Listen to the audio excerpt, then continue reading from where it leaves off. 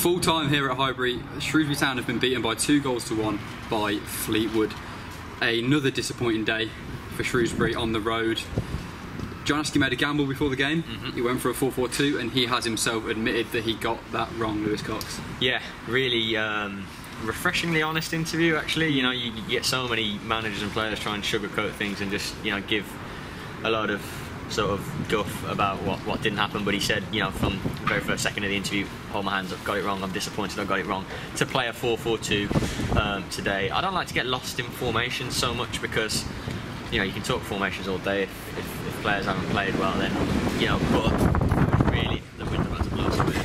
I think it was really refreshingly honest that he said, you know, he took a gamble, as he said, finally went with the 4-4-2 today for the first time this season to combat these conditions, which are, you know... If you can't tell, it's been a very, very, very windy day. Storm, what is it? Storm Callum. Callum is doing his thing on the Fylde coast. Yeah, horrid conditions, rain and wind, especially in the second half. Tried to combat them with a 4-4-2. Says it wasn't the day or conditions to play his normal 4-3-3, sort of where they try and get the ball down, try and play through the thirds. It wasn't the day for pretty football. You know, it was scrap and digging and battle the conditions as well as the opponents in this 4-4-2, and it failed miserably in the first half, especially the first 30 minutes. It was all over the place. Players didn't adjust to it. They were out for and you know, lost battles all over the pitch to Fleetwood, and they were deservedly 2-0 down after half hour.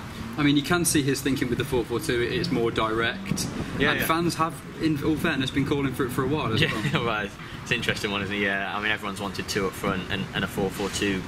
Manager's been a little keen not to play it. You know, he likes a packed midfield, a competitive midfield where you can win the midfield battle. Anthony Grant was missing today, so maybe that played a little part. But yeah, he decided today was the day to go for it. Probably as well because Fajiri Okanabiri did so well in the week, getting his hat-trick, so he was trying to get him in as well. Of course, we were all surprised to see Lee Angol and Amadi Holloway on the bench for Lionel John Lewis. But yeah, they were the 2 up front, and they were ultimately the two strikers that came off at the break, weren't they? They were the ones that lost out, the unfortunate men that paid the price really for 1-11 not performing in that first half. You know, the game was almost beyond them, you know, by half an hour in, and the system didn't work. But John Askey has said formations are no excuse for a lack of effort and commitment, which is pretty, you know, daunting, scary thing to hear, isn't it? If you're a Shrewsbury fan, really, there's a lack of effort and commitment to want to get to grips with it today. It was so easy for Fleetwood. I think you said they were in second or third gear at 2-0. And we could see, it was so easy to see for any fan that was here, that was listening and watching, that 4-4-2 was not working. And I personally hope we don't see it for a while now, because I mean, I wasn't at the Tranmere game the other day, the 6-0, but they played 3-5-2 there. I think they're, you know, you can still pack in midfield, you can still get 2 up front, but 4-4-2, I think we said it was so rigid, and the players just didn't look like they knew what they were doing. They always looked a yard too deep or a yard too kind of forward. They couldn't really move, and there was no flexing with the way the Fleetwood were playing. And to be fair to Fleetwood, the 2 goals they scored in the first half, 2 very, very, very good goals. Yeah, they were decent goals, but as Askey said, you know, Town's midfield and defence just let people run off them. Definitely, especially the second. Yeah, I mean, the first is a good header from Paddy Madden. Cross shouldn't have come in. The second, Wes Burns sort of side through about three players and just waltzes into the box like and gets a 1-2 and finishes it. It was a shockingly defended goals, not for the first time this season. But you know, we all knew a change was coming at the break. That he made 2 subs. You know, Greg Doherty was very good second half when he came on. Amadi Holloway put himself about to an extent, won some headers.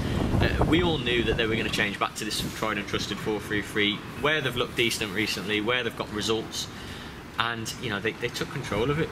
I mean, you don't know to what extent Fleetwood dropped off because they were winning and thought they'd be comfortable, but Town were definitely the better team in the second half. Yeah, I think maybe that's unfair to say about them dropping off. I feel, especially going in towards the last few minutes, Shrewsbury were growing and growing and growing. Yeah, it seemed up until the ball went up for added time they were going to potentially get an equaliser. Yeah, they got the goal through Josh Loren to make it 2-1 at a great time, just before the hour. You know, you've got half hour plus to go at it, and all the momentum seemed with Salop, didn't it? Like the fans, the noise in here, the home crowd had dropped off, and you just thought, you know, get at them now. Like Josh Lorenz just said to us there, you know, he thought Town were going to go on and win it. Seemed such momentum, and there's so much time, and you just thought, do what you do in that first 10-15 minutes, that second half. Just get at him down the wings, you know, up to Amadi Holloway and run off him. Doherty was running off him, and it just sort of stepped back a little 10-15 minutes after the goal and didn't use it to their advantage, use the momentum to get a quick equaliser.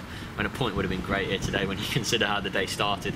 You know, and I think I'm right in saying that it wasn't until 93 minutes that Cairns in goal for Fleetwood made a save, and it was that sort of one-handed save from he got out by that point, but he made a one-handed save from, I think, a Matt Sadler header right at the death, which was a terrific save. It wouldn't fall for Town, but before that point they didn't make the keeper work at all. You know, there were little things dropping in around the box, but you know, Alex Gilead came to life in the last 5 or 10, but you're thinking it's a bit late.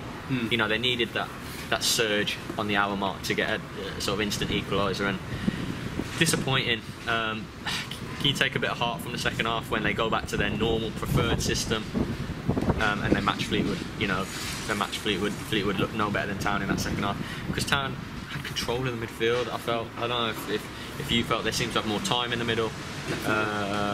Things like that. They benefited from one guy slightly deeper. Yeah, in the midfield. Norman dropped, didn't he? I mean, they were missing Anthony Grant today. It's worth adding, who was ill.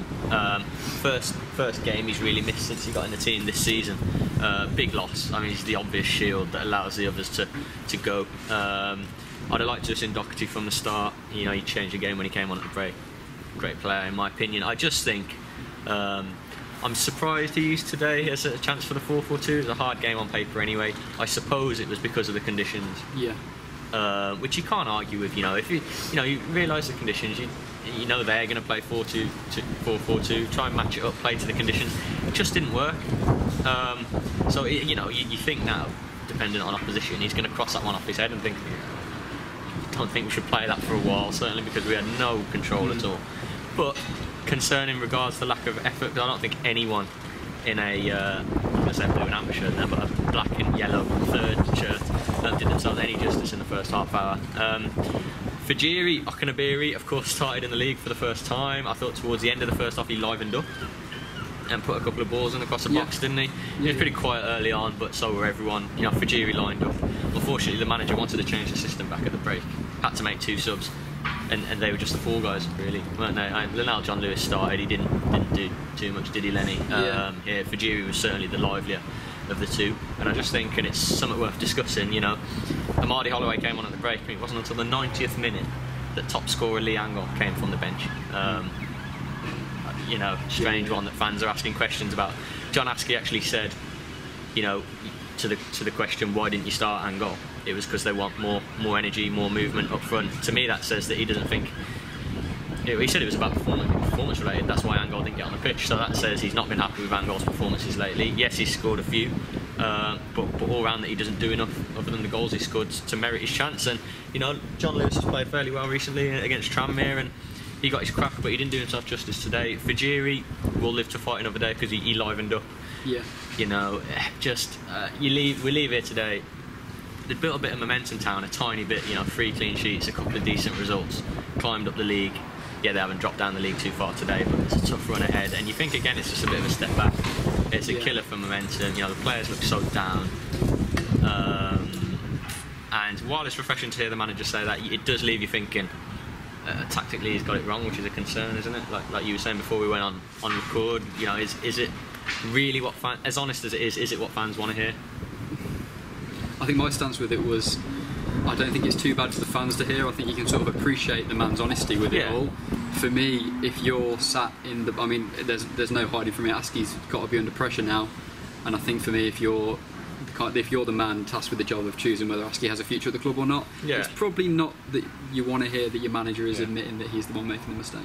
I hope, in terms of systems formation, it'll be a one-off. You know, they've played 4-3-3 all season and you know, been in games. They played a 4-4-2 today, a different thing for the first time, and were waltzed by. So I don't think we'll see that mistake again. I just hope we're not talking about a lack of effort and all that again at the start of a game, because Josh Lorenz just waxed lyrical for 10 minutes to me there about they're not starting games quick in every game. You know, they had to have an absolute rollicking today from the manager at half time to wake him up, and he shouldn't take that. So yeah, that's really poor. They've kind of let him down at the, you know, coming out the traps. And potentially tough times ahead. You know, Sunderland and Barnsley. on the Saturday, Tuesday next week. Not the prettiest run of games to follow this one. Yeah, not ideal, but at least there could be a bit of a siege mentality thing. They're not expected against those sides. True. You know, at home, they've been doing better, of course, at home. Still winless on the road in 7. 4 defeats and 3 draws, and that's becoming an issue. Well, it is already an issue, isn't it?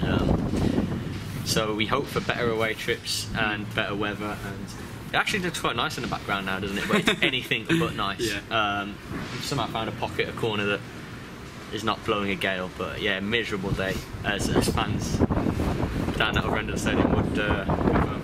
A miserable day, a frustrating day for Shrewsbury. For the rest of the reaction, follow it on ShropshireStar.com.